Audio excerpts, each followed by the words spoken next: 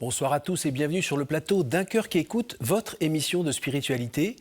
Aujourd'hui, je vous invite à découvrir le parcours singulier de Djamel Guesmi. Bonjour Djamel. Bonjour. Merci d'être là. Merci à vous de me recevoir. Vous avez publié un livre aux éditions des Clés de Brouwer qui s'intitule « De mes malheurs a surgi un trésor, de l'errance au théâtre, un cheminement spirituel ». Superbe livre, en passant. On va en parler dans un instant et vous allez justement nous raconter un petit peu vos origines du côté de Vienne, vos parents qui ont immigré depuis l'Algérie, et puis cette vie, c'est ça, d'errance, vraiment difficile, mais un jour, eh bien, Dieu s'est manifesté davantage à vous et puis vous avez choisi de le suivre. Donc on va en parler dans un instant. Juste avant, bien, je vais vous demander de nous dire un extrait de texte de votre choix, sachant que vous êtes comédien professionnel, hein. Donc, vous n'avez pas envie d'avoir un bout de papier à lire, vous l'avez dans votre cœur, dans votre tête, on vous écoute. C'est un texte de François, dans la pièce de Jacques Copeau, Le Petit Pauvre. Il dit « Dieu m'a conduit dans la solitude, il m'a parlé à l'âme, il m'a montré que les besoins du corps ne sont rien, qui ne compte pour rien au regard de l'épanouissement d'une âme qui a retrouvé sa patrie. » Qu'est-ce que vous entendez dans ces mots ? Il y a la solitude, il y a la nature, seul face à la nature, et que dans cet état-là, Dieu s'insinue en vous. Et qu'on a besoin de ça pour expérimenter ce qu'on appelle Dieu. Et ça ne se fait que, enfin, en tout cas, me concernant, ça ne se fait que dans la solitude. Et c'est une expérience très intime, très très intime. Et en rejoignant François d'Assise, l'expérience qu'il a faite, elle me nourrit, elle me renvoie à ce que j'ai vécu, à ce que j'ai fait, et je continue à vivre dans la solitude. Il l'appelle, c'est la solitude. D'âme pauvreté. Est-ce que vous pouvez nous recontextualiser un petit peu votre enfance et le terreau dans lequel tout cela a pu germer ? Alors Vienne, sud de Lyon. Oui, sud de Lyon, oui. Famille d'immigrés. Une enfance assez heureuse. Une tendre enfance, on gambadait, on était assez heureux, loin des les préoccupations du monde. Il n'y avait pas de télévision, il n'y avait pas Internet, donc on était puis en prise avec la nature, parce qu'il y avait la nature qui était à proximité d'où on vivait, donc une nature, une vie assez heureuse. On n'avait pas grand-chose, dans un grand dénuement, mais il y avait une espèce de joie.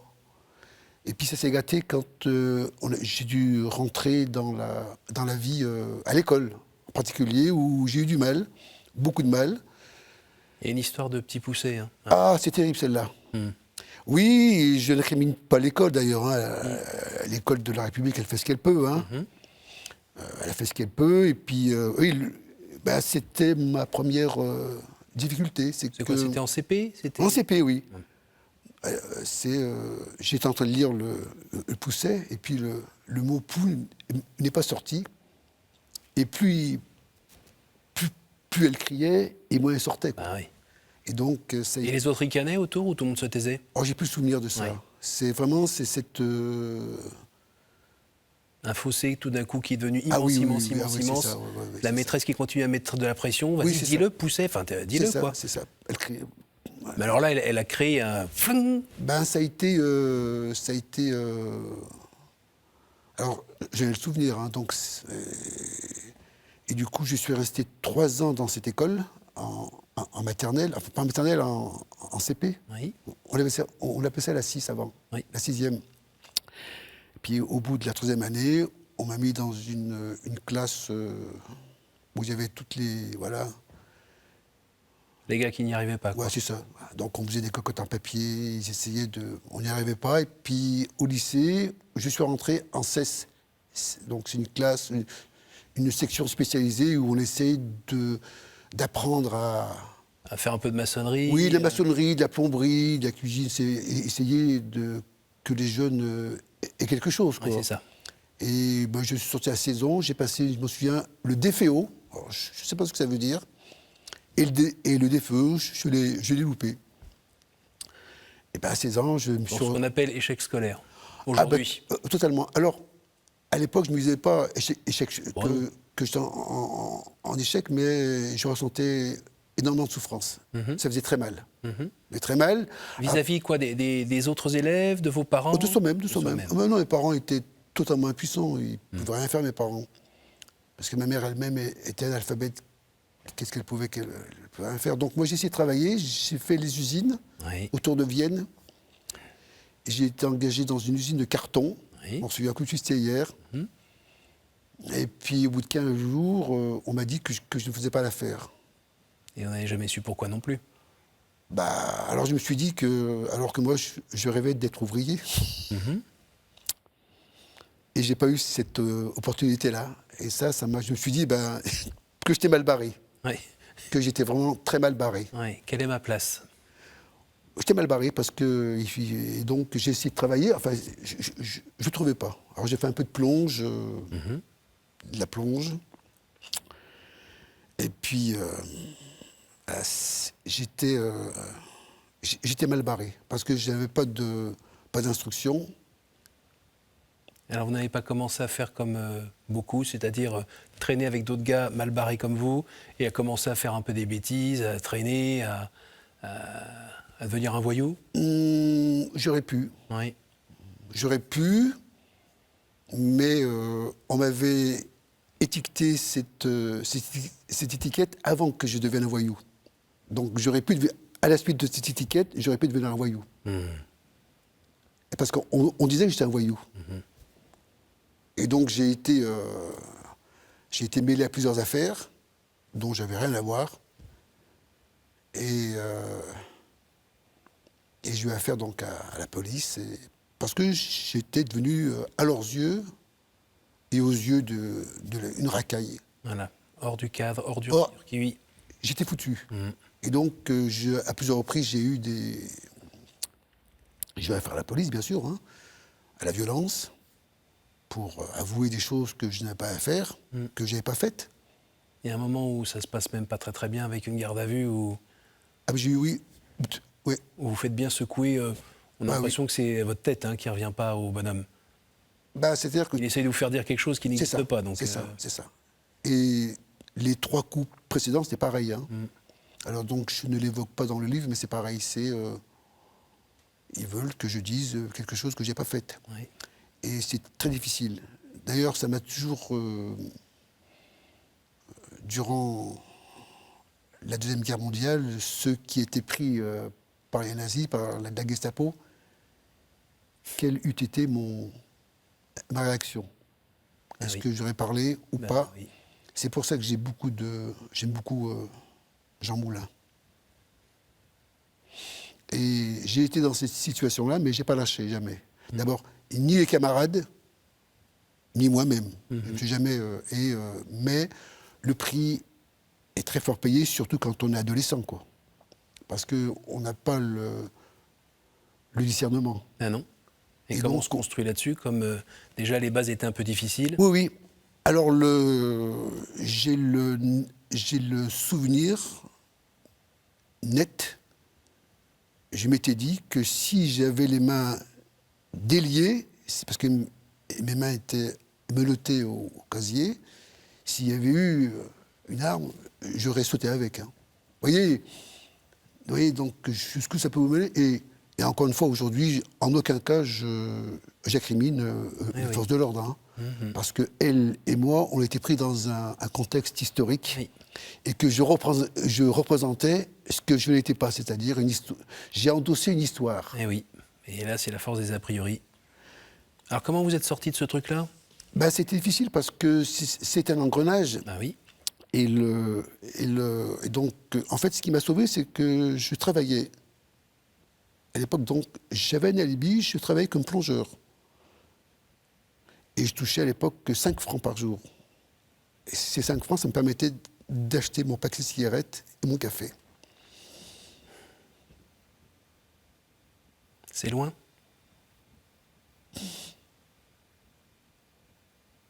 Alors à un moment, vous allez quitter Vienne, quitter tout ça, et tenter l'aventure à Paris?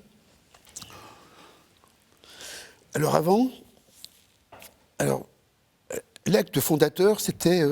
l'acte fondateur, c'est... Le déclic, c'est que j'étais dans une brasserie, un café, le café de l'hôtel de ville qui n'existe plus aujourd'hui. Et j'étais un soir, j'étais en train de siroter un café, précisément. Et je me souviens que j'avais, en plein hiver, j'avais un petit impair. Et puis j'étais en espadrille.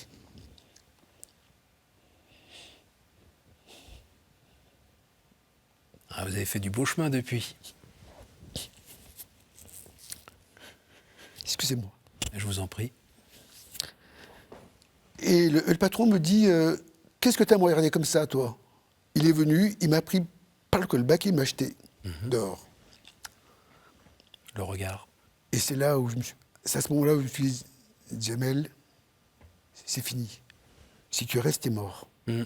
Quand je dis la mort, c'est d'abord une sensation physique, qui est la mort de l'âme. Oui.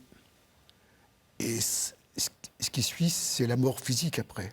Quand la mort de l'âme est là, et on sent ça, c'est une sensation physique. Et comme en amont, j'avais déjà projeté de partir. Déjà, je me visualisais à partir déjà. Et je visualisais déjà un métier. Je voulais faire un métier. Alors j'avais un métier, je voyais quelque chose de public, par rapport à la parole. Oui. Et comme j'avais cet handicap, alors je pense que c'est par ça que, voilà. Et suite à cet accident, c'était en février, 2 ou 3 jours après, je partais. Je prenais mon petit baluchon, petit sac, avec 2-3 petites affaires, et j'ai pris le train. Pour la capitale. C'est ça. Voilà, la vie, l'aventure. Et là, ça va être difficile. Très difficile. Ça va être difficile. Ouais. Vous allez très difficile. Fréquenter des mondes interlopes, comme on dit, des mondes compliqués avec des gens qui repèrent potentiellement la victime, le gars vulnérable. C'est ça. Donc là, on a l'impression quand même que vous avez une bonne étoile, hein, parce que il aurait pu se passer plein de choses très graves. Très graves, oui. Et vous, ce que vous recherchez, c'est un peu de chaleur, de quoi manger. Et s'il y a du boulot, vous êtes là. Mais il y a un moment quand même où vous allez faire quelque chose. Alors on est obligé d'avancer dans le temps. Allez-y. Vous allez faire toc toc toc à une porte. C'est rue Blanche, je crois. Ah oui, c'était rue Chaptal. Rue Chaptal. Au théâtre où Jean-Laurent Cochet donnait ses cours. Donc vous, le gaillard qui n'arrivait pas trop bien à parler, qui pensait, mais qui avait passé du temps à ne pas parler, vous allez poursuivre des cours de théâtre. Oui. Alors, l'handicap de l'élocution, c'est que la difficulté, c'était de ne pas pouvoir formuler. Oui. Ça handicape une partie du cerveau. Oui. Ça qu'on ne sait pas construire des phrases, en fait. Oui. Donc on parle par bribes, par mots, et puis une sensation physique qu'on est emmuré vivant, parce qu'on ne peut rien extérioriser, rien. Et on dit d'ailleurs souvent qu'on n'arrive pas à faire ça, ça se termine avec les poings, on parle avec les poings. Oui, alors moi j'étais pas comme ça, non, mais j'étais... c'est-à-dire que, en fait, j'avais un corps totalement bloqué, et il m'a fallu 7 ans pour oser m'inscrire à un compte que oser m'inscrire, il m'a fallu 7 ans. Oui. 7 ans avant d'oser, vous vous rendez compte Et d'ailleurs, ça n'a pas marché comme ça non, d'un coup, mais il a cru en vous, Jean-Laurent Cochet, et vous a redonné votre chance, et puis il y a tout un travail qui a aussi pris du temps, et qui a permis en fait que vous puissiez vous épanouir absolument, dans le théâtre. Oui. Et notamment, il y a une pièce dont on pourrait dire un mot, qui a été une révélation pour vous, c'est celle dont vous nous avez tiré un extrait au début de l'émission. Le Petit Pauvre de Jacques Copeau. Oui, que vous jouez là depuis 40 ans, 30 ans ? Depuis 88. D'accord. Oui. Vous me testez en mathématiques, là, c'est ça ? Pardon ? Vous voulez que je calcule en mathématiques ? Non, ça fait 35 ans. Merci. 35 ans, oui. 35 ans, oui. Alors, c'est après Cochet, c'est quand j'ai passé mon expérience chez Cochet, et puis il m'avait engagé dans son théâtre comme accessoiriste. J'avais des petits rôles. Pendant 5 ans, j'étais salarié. Et là, j'ai eu une expérience professionnelle donc, au sein d'une... hein, et puis moi, je continuais en parallèle toujours mes recherches et mon travail. Parce que ce qui m'intéressait, c'était de travailler les œuvres, de rechercher. Et je m'intéressais beaucoup à Jacques Copeau. Et je suis tombé sur cette pièce, Copeau. Et donc là, ça a été une rencontre parce que, d'abord, elle n'avait jamais été jouée en France. Oui. Et puis, je l'avais soumise oui, à deux ou trois metteurs en scène, dont Jean-Laurent Cochet, qui m'avait dit qu'elle n'était pas intéressante. Et donc, après, j'ai cherché à... Et puis, par ma curiosité, j'ai travaillé 2 ans sur cette pièce avant de me décider à y aller.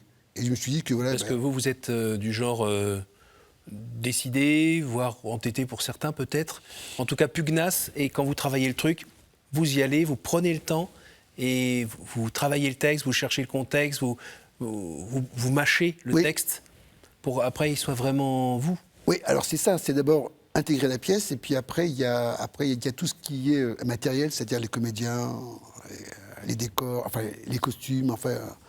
Là, c'est tout, et j'ai eu aucune compétence en la matière, hein. Ni dans les relations humaines, ni dans la gestion, non.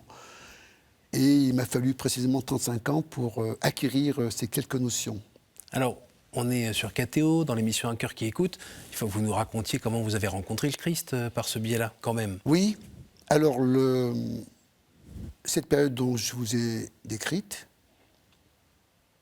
il y a toujours eu quelque chose de secret en moi. On pourrait appeler ça une main protectrice. Et même quand il faisait froid autour de moi, il y avait une petite lueur en moi, petite grotte. Espérance ? Je ne sais pas quel mot lui donner, mais... Ah si, maintenant vous le savez. Moi, je dirais une présence. Oui. Présence. C'était... et par la suite... à travers le petit pauvre, et parce que j'ai découvert réellement, où je me suis interrogé, c'est sur le Christ, parce que en filigrane, derrière François, on voit le Christ. L'Évangile. Oui, on voit le Christ, oui, on voit le Christ. Et puis, au début, de m'insérer entre ces deux, c'était pas possible. Donc, il a fallu que je m'intéresse énormément, et l'expérience que j'avais vécue, parce que quand on a eu soif et qu'on vous a donné à boire, quand on découvre après le Christ, quand il a eu soif et que Simon lui a donné à boire, on comprend. Oui. On comprend ce que c'est que... Qu'avoir soif déjà. Et qu'être contenté par cette eau... Et du coup, rien ne m'était étranger quelque part. Mais c'était au niveau de la forme qui m'était... et cette démarche, à un moment donné, il a fallu que... Une démarche personnelle en plus, hein, que j'ai demandé le baptême. Oui. Voilà, pour pouvoir... Parce que c'est un cheminement. Et le baptême, après, je me suis senti beaucoup plus libre pour m'insérer entre ces deux figures, tout en restant à ma place le plus possible. Puis en parallèle, il a fallu aussi que une fois que la démarche avait été faite, je me suis rendu compte que la voie était extrêmement étroite et que tout restait à faire. Et que cette dimension de service, eh bien, il fallait être au service, se mettre au service de l'œuvre. Et c'est au service de l'œuvre et aussi au travail, parce que c'est le travail, tout ça, c'est ce qu'on appelle être fidèle, quoi. Qu'avez-vous choisi comme nom de baptême ? Augustin. Pourquoi ? Saint-Augustin. Parce que j'ai découvert cette phrase de lui. Je cherchais le Christ à l'extérieur alors qu'il était en moi. Et donc, c'est ça qui m'a amené à lui. Et j'ai appris par la suite qu'il était précisément de l'autre côté de la Méditerranée, oui, avec sa maman Monique, bien que lui ait une vie que moi, qui suis différente. Puis aussi, la question que je me suis énormément questionnée, François qui avait tout, il a tout abandonné pour épouser Dame Pauvreté, comme beaucoup d'autres, hein, Christian de Chergé, Martin de Tours, Charles de Foucault. Il y a beaucoup de témoins comme ça qui ont abandonné, l'aisance. L'aisance pour. Alors, moi, je me suis dit, mais toi, tu n'as rien à abandonner. Ah non, il n'y avait rien à abandonner. Et en fait, la question était si a abandonné, en fait, il a donné sa vie. Le plus important. Et alors? C'est comment de donner sa vie? Je tente de la donner depuis 40 ans, à travers le service, au service de l'œuvre. Au service de l'œuvre. Donc vous courez un peu partout en France, oui, avec la troupe Les c'est Tréteaux ça. du Monde, C'est ça. pour jouer cette pièce. Absolument. C'est pas une pièce qui dure 1000 ans, celle-là? Non, alors elle dure, à l'origine, elle dure 5 ans. Je l'ai... 5 heures? 5 heures, oui. Mais on la monte. 5 ans, ça fait un oui, peu long, là. On l'a en 5 heures. Et puis on la joue en 1 heure, en 2 heures. On a fait une adaptation. Puis on a d'autres pièces à notre répertoire maintenant. Et cette vocation, parce que c'est une vocation d'être itinérant sur des sites historiques, essentiellement historiques, petites ruines, petite église, grande église, monastère, parvis, en dehors chez l'habitant. Ça, c'est très important, parce qu'il y a eu énormément de rencontres, des rencontres qui m'ont façonné. Oui. Et à la rencontre d'un peuple, ce qu'on appelle le peuple de France. Et c'est votre façon d'annoncer la bonne nouvelle aussi? Alors, je me suis jamais dit que j'allais évangéliser, parce que ça, si j'avais pensé ça aurait été très orgueilleux de ma part. Je ne sais pas ce que je fais. C'est une question de service. Alors, j'aime l'évangile de Jacques, quand il dit « il faut des œuvres ». Il faut des œuvres. Est-ce que vous pourriez me dire un mot sur la personne de Jésus pour vous, aujourd'hui? Qui c'est? La personne? De Jésus. Le Christ en lui-même? Oui.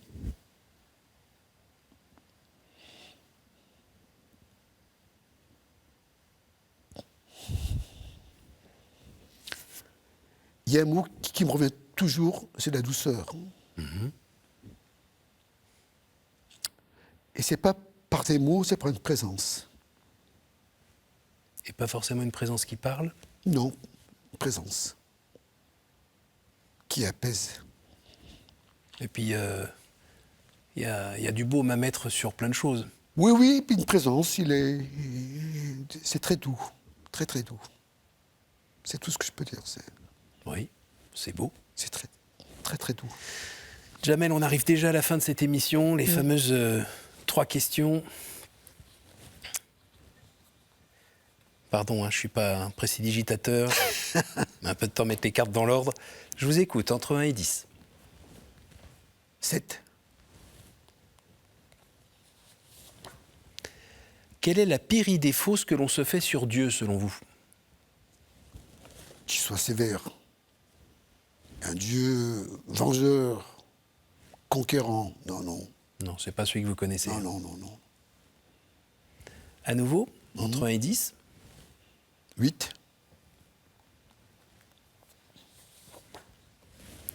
Quelle est votre prière préférée, Jamel?